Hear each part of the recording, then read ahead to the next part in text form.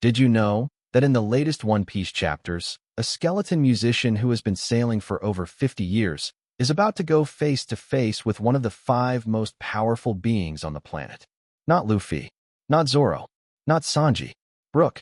And wait, because the reason why is the most heartbreaking, most carefully constructed setup Oda has ever built for a side character in this entire manga. I know that sounds insane right now, but wait till the very end, because everything I am about to tell you connects like you would not believe. This is not just a theory about Brook. This is a theory about a weapon that the world government has been using for centuries. A weapon no one ever recognized as a weapon. And the one man who has the perfect reason, and possibly the perfect power, to destroy the person behind it. Stay with me. Hi, it is me Vade, and welcome to my channel, Elbaf, where we go deeper than any poneglyph. If you are new here, subscribe right now, because this channel covers the One Piece theories that the big pages skip. Let us get into it. Setting the stage. Who is Saint Mars? Before we get to the theory, you need to understand exactly who Saint Marcus Mars is. Because the fandom knows Saturn, the fandom knows Nustero. But Mars is the one that Oda has been quietly positioning as the most dangerous Gorosei member for the final saga, and barely anyone is talking about it. Let me explain. Saint Marcus Mars is the warrior god of environment within the world government. He is one of the 5 members of the Gorosei, and he carries a mythical Zoan-type devil fruit that turns him into something called an Itsumade. Now, you might not know what that is, so let me paint you a picture. The Itsumade is a creature straight out of Japanese mythology, a giant monster bird with a serpentine body and a human-like face, lined with razor-sharp teeth. Think of it as a flying, screaming nightmare, with the body of a snake and the wingspan of a small island. But here is the part that should stop you cold. In Japanese legend, the Itsumade was not just a dangerous creature. It was specifically said to appear over villages suffering from widespread illness. It would fly above dying communities, screaming the words, Itsumade, Itsumade, which translates to, until when? Until when? A taunt to the living. While the sick below it died slowly. The creature fed on misery, on collective suffering, on the despair of an entire population watching itself collapse. And Oda gave this power, this exact creature, to the man titled the warrior god of environment. Not combat, not justice, not science. Environment. Now, in terms of raw power, what can Mars actually do? During the Egghead arc, Mars arrived at Egghead Island in full beast form.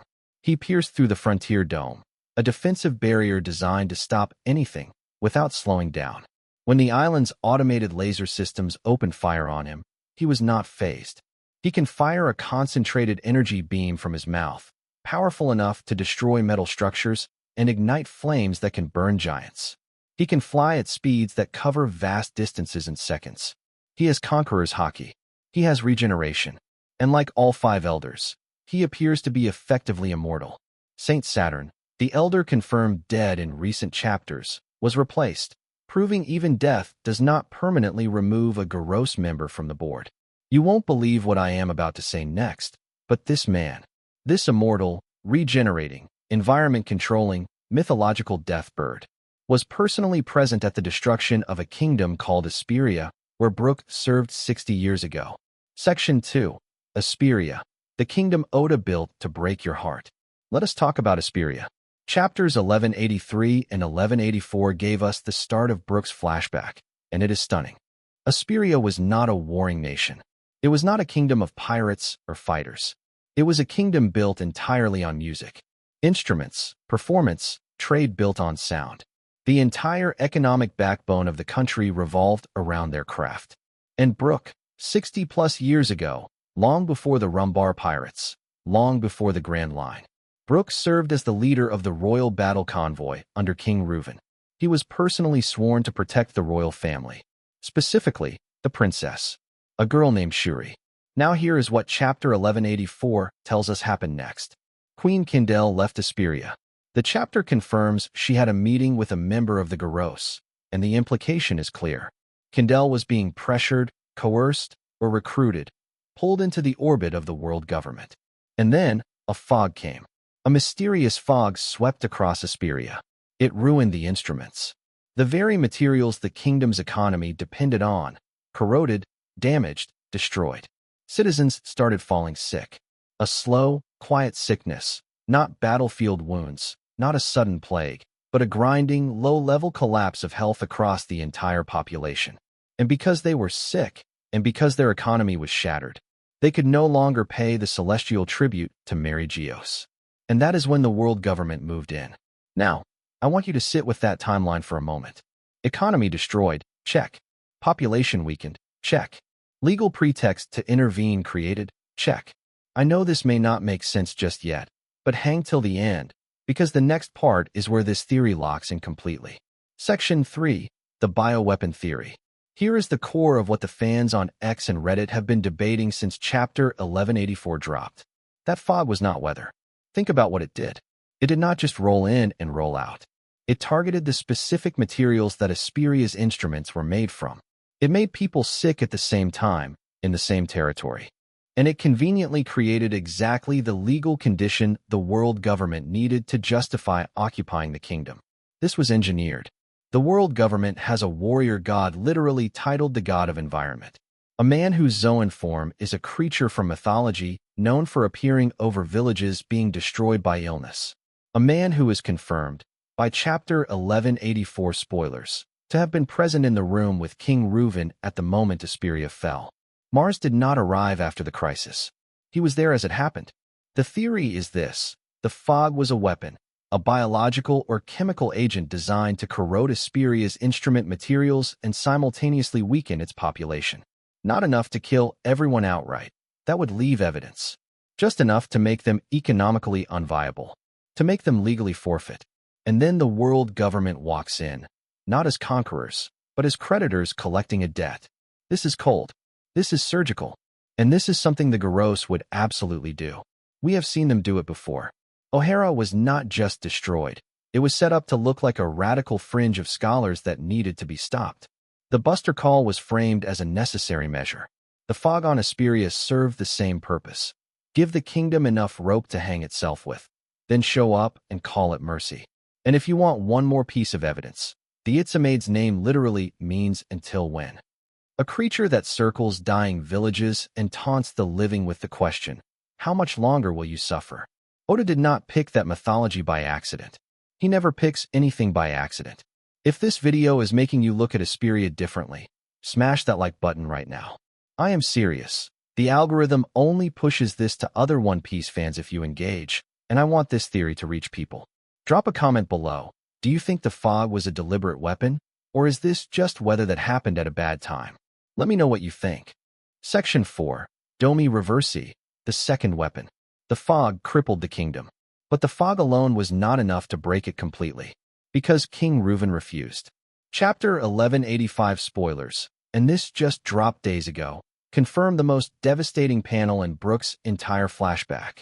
Brook arrives at the palace to find Princess Shuri, the girl he was sworn to protect, standing over King Reuven with a blade. And then, both Shuri and Reuven are shown growing devil wings and horns. That is Domi Reversi. Now, we have seen this technique before. Chapter 1150 confirmed that Imu used Domi Reversi to take over Gunko's body mid-battle on Elbaf. Chapter 1128's cover page showed multiple Straw Hat crew members drawn as horned demons, which fans now believe was Oda foreshadowing what Domi Reversi does to people. So here is what the world government's two-step playbook looks like up close. Step 1. Destroy the economy with the fog. Make the kingdom desperate, sick, and unable to fight back. Step 2. Use Domi Reversi to possess the royal family itself.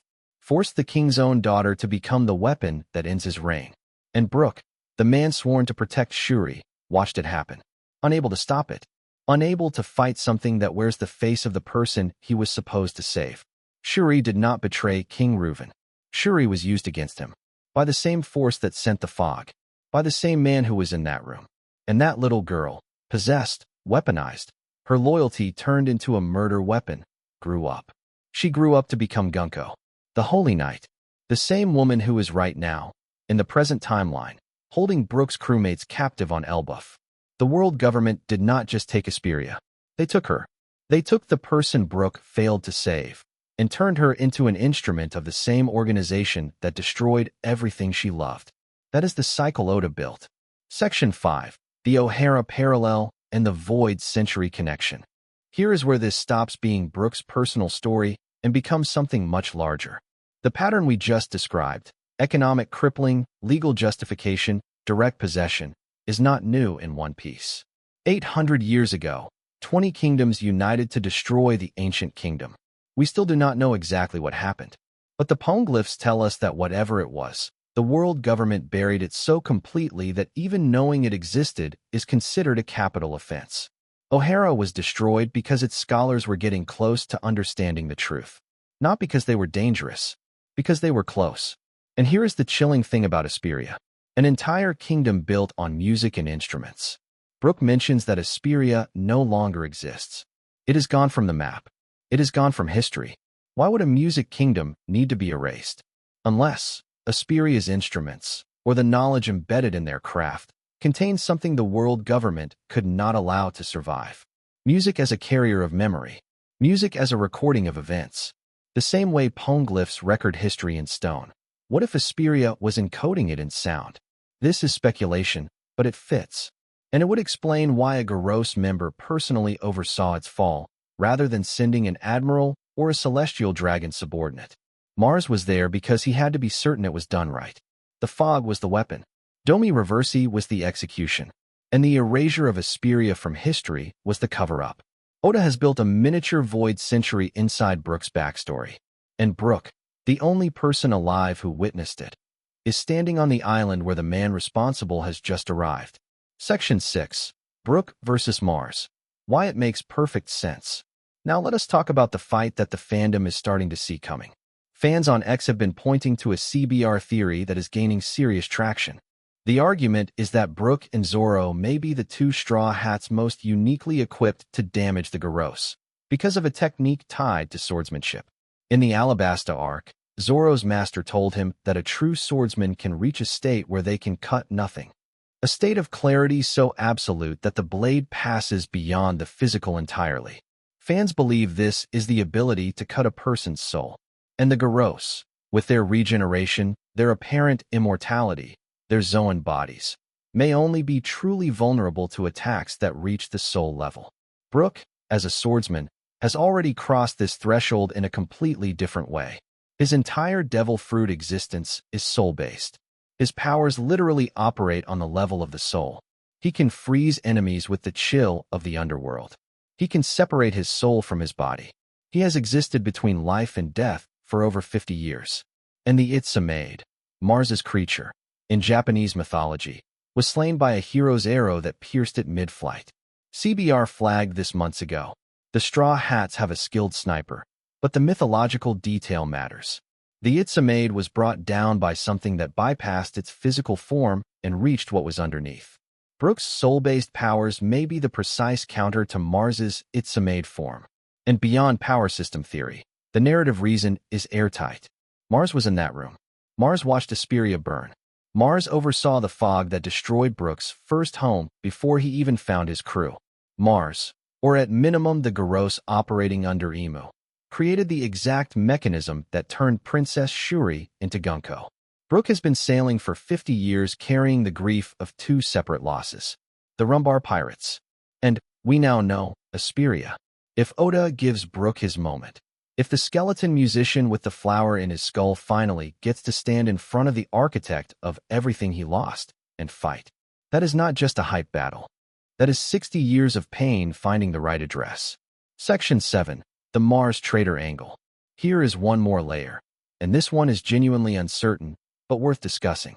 There is a long-running theory that St. Marcus Mars may be a traitor within the Gorosei. The evidence goes back years. When the world government ordered the Buster Call on O'Hara, Mars was the only elder who visibly showed remorse at the destruction. One panel, but Oda drew it deliberately. In Chapter 1122, there were further hints. Mars quietly returning to the room of authority after his encounter with Loofee on Egghead, behaving differently from the others. Fans draw the comparison to Gon Fall in Skypiea, a figure of authority who questioned his own actions and ultimately chose a different path. Could Mars be an elder who knows the system is wrong and is being forced to participate anyway? And if so, Does his presence at Esperia represent guilt that has been sitting inside him for 60 years? This would not reduce his role as an antagonist. Saturn was replaced. Mars knows what happens to Gorosei members who fail Emu, but it would make a confrontation with Brook infinitely more complex. Not just vengeance, but a moment where the person who did the worst thing has to answer for it, whether he wanted to or not. Close, what comes next? So let us pull this all the way together. Chapter 1185's flashback is reportedly wrapping up. That means the present-day Elbaf timeline is about to resume. Brook is physically in the palace where Shuri once lived. Mars is on Elbaf right now. Domi Reversi is active. Gunko is still under Emu's influence, and Luffy's crew is in pieces. The fog was the weapon. Domi Reversi was the execution. The erasure from history was the cover. And the man who oversaw all three of those steps is close enough that Brook could find him. Music killed the Itsumade in myth. Brook is a musician. Brook's powers operate on the soul. The Itsumade feeds on collective misery.